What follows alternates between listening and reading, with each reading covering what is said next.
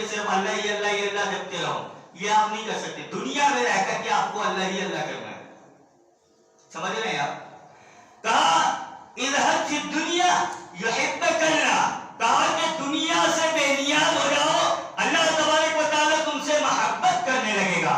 بے نیازی کا مطلب یہ نہیں ہے کہ میں اور آپ مال و دولت نہ کمائیں، میں اور آپ عزت و شہرت نہ کمائیں، میں اور آپ عہدے اور منصب پہ نہ جائیں، میں امیر نہ بنوں، ایسا بالکل بھی نہیں ہے. میں اور آپ دنیا کمائیں، لیکن دنیا کمانے کا مقصد صرف اور صرف آخرت کی کامیابی ہونی چاہیے.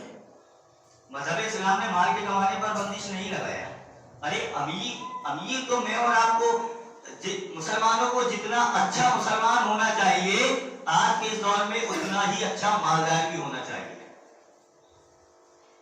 سمجھ رہے ہیں آپ کہ میں اور آپ جتنا اچھا مسلمان بنے تو ضروری ہے کہ میں اور آپ اچھا مالدار بھی بنے. مذہب اسلام مال کے کمانے پر بندش نہیں لگاتا، بلکہ مذہب اسلام دنیا کا اکلوتا مذہب ہے جو لوگوں کو تحصیل مال کے راستے بتلاتا ہے. لیکن میرا اور آپ کا دنیا میں جینے کا مقصد مال و دولت مقصد اساسی نہیں ہونا چاہیے. مال و دولت مقصد وجود نہیں ہونا چاہیے.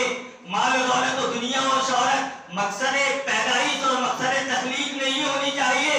میں اور آپ خوب طریقے سے مال کمائیں، میں اور آپ خوب طریقے سے دنیا کمائیں، لیکن دنیا کمانے کا میرا اور آپ کا مقصد صرف اور صرف آخرت کی کامیابی ہونی چاہیے.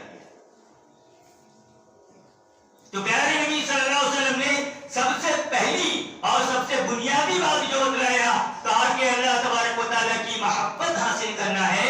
کہا اذهب فی الدنیا یحبک اللہ، کہا کہ دنیا سے بے نیاز ہو جاؤ، اللہ تبارک و تعالیٰ تم سے محبت کرنے لگے. آج تو دنیا کے معاملے میں دیکھیے گا آدمی کتنا زیادہ آخرت کو بھولا ہوا ہے. حلال و حرام کی تمیز ختم ہو گئی ہے.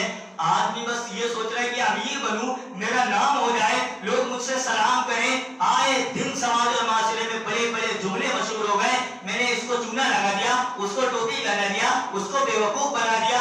آدمی کے اندر سے حلال و حرام کی تمیز ہی ختم ہو گئی صرف اور صرف دنیا کمانے کے چکر میں. تو ایسا بالکل بھی نہیں کرنی ہے. مال و دولت خوب کمانا ہے، آپ اور میں بہت زیادہ امیر بنے، لیکن جائز اور حلال طریقے سے. دنیا سے بے نیاز ہونے کا مطلب بالکل بھی یہ نہیں ہے کہ میں اور آپ دنیا کمانا چھوڑ دیں. اللہ کے نبی صلی اللہ علیہ وسلم نے ہمیں کتنی پیاری دعا سکھلائی. کہا ربنا آتنا فی الدنیا حسنہ وفی الآخرۃ حسنہ وقنا عذاب النار. پہلے دنیا اللہ تبارک و تعالیٰ مجھے اچھائی کے ساتھ دنیا عطا کر، اور پروردگارہ میں آخرت سے بھی محروم نہ ہو جاؤں، اسی لیے پروردگارہ مجھے دنیا کے ساتھ آخرت بھی نہ مارا. سب سے پہلی چیز اللہ تبارک و تعالیٰ کی محبت مجھے اور آپ کو حاصل کرنا ہے تو مقصد اساسی میرا اور آپ کا صرف اللہ تبارک و تعالیٰ کی عبادت ہے، دنیا کی عبادت نہیں ہے. پیارے نبی صلی اللہ علیہ وسلم نے کہا وَحَبَّ لِلنَّاسِ، کہا کہ لوگ تم سے محبت کریں، ایسا بننا چاہتے ہو. کہا کہ لوگ بھی اللہ تبارک و تعالیٰ کے ساتھ لوگ بھی تم سے محبت کریں. تو کہا کہ اللہ تبارک و تعالیٰ نے جو لوگوں کو دیا ہے تو اس سے بے نیاز ہو جائے. اللہ تبارک و تعالیٰ نے جو لوگوں کو دیا ہے میں اور آپ اس سے بھی بے نیاز ہو جائیں. آج سماج اور معاشرے میں کیا ہے، میری دیوار پڑوسی کی دیوار سے بڑی ہو، میرا بینک بیلنس پڑوسی کے بینک بیلنس سے زیادہ ہو، میری گاڑی جو ہے پڑوسی کی گاڑی سے بڑی ہو، میری زمین و جائیداد پراپرٹی جو ہے پڑوسی کی پراپرٹی سے بڑی ہو. پتہ نہیں یہ پڑوسی سے کیا دقت ہے لوگوں کو. آپ کو پتا ہے آپ لوگوں کے دیے ہوئے پر بے نیاز ہو جائیں گے، آپ اپنی قسمت پہ راضی ہو جائیں گے. آپ کو پتا ہے جہاں یہ لوگوں کے دیے ہوئے پہ نظر ہوتی ہے نا، ساری عداوتیں، دشمنی، نفرتیں ساری یہی سے پیدا ہوتی ہے. حسد، کینہ، کپٹ یہی سے جنم لیتا ہے. پتا ہے آپ کو حسد کیا ہے؟ آپ کو یہ تو پتا ہونا چاہیے کہ اللہ تبارک و تعالیٰ مجھے نہ دے چلے گا، لیکن فلاں صاحب کو جو دیا ہے پروردگار اسے بھی ختم کر دے.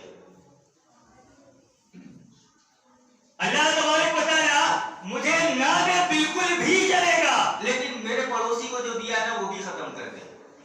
کہا کہ پڑوسی کو جو دیا ہے اللہ تبارک و تعالیٰ نے اس سے بے نیاز ہو جاؤ. کہا کہ اس کی طرف اپنی نظر بھی نہیں رکھو. वअहब्बनि अन्नास, लोग तुमसे मोहब्बत करना शुरू कर देंगे।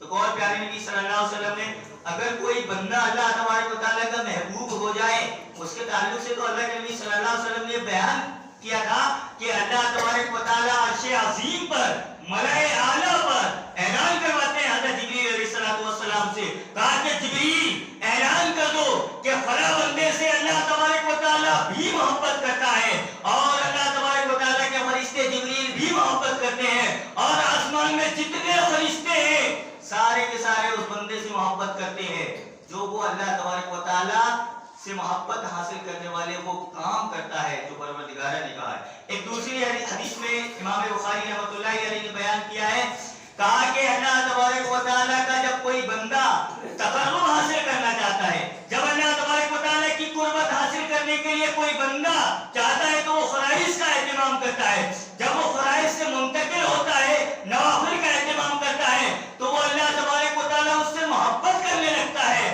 फैज़ा अहबब्तुहु, और अल्लाह तबारक व तआला की मोहब्बत ऐसी होती है कि बदले में अल्लाह तबारक व तआला इतनी सारी नवाजिशें करता है, अल्लाह तबारक व तआला उस बंदे के ताल्लुक से कहता है कि फिर अल्लाह तबारक व तआला उस बंदे का कान बन जाता है जिससे वो बंदा सुनता है, कहा कि उसकी आंख बन जाता है जिससे वो देखता है, कहा कि उसका हाथ बन जाता है जिससे वो पकड़ता है, कहा कि उसका पैर बन जाता है जिससे वो चलता है।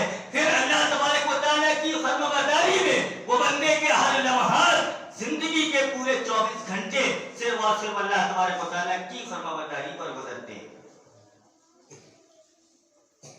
नवाफिल तो छोड़िएगा, हमारे समाज और माशरे में तो मुसलमान फराइजों की तरफ भी ध्यान नहीं, मुसलमानों का फराइज का एहतमाम नहीं होता, नवाफिल का कहां से करेंगे। प्यारे नबी सल्लल्लाहु अलैहि वसल्लम ने इरशाद फरमाया, इमाम बुखारी रहमतुल्लाहि अलैहि ने सही बुखारी के किताब सलात के अंदर इस रिवायत को नकल किया है, रावी हदीस हज़रत अब्दुल्लाह इब्न मसूद है, वो बयान करते हैं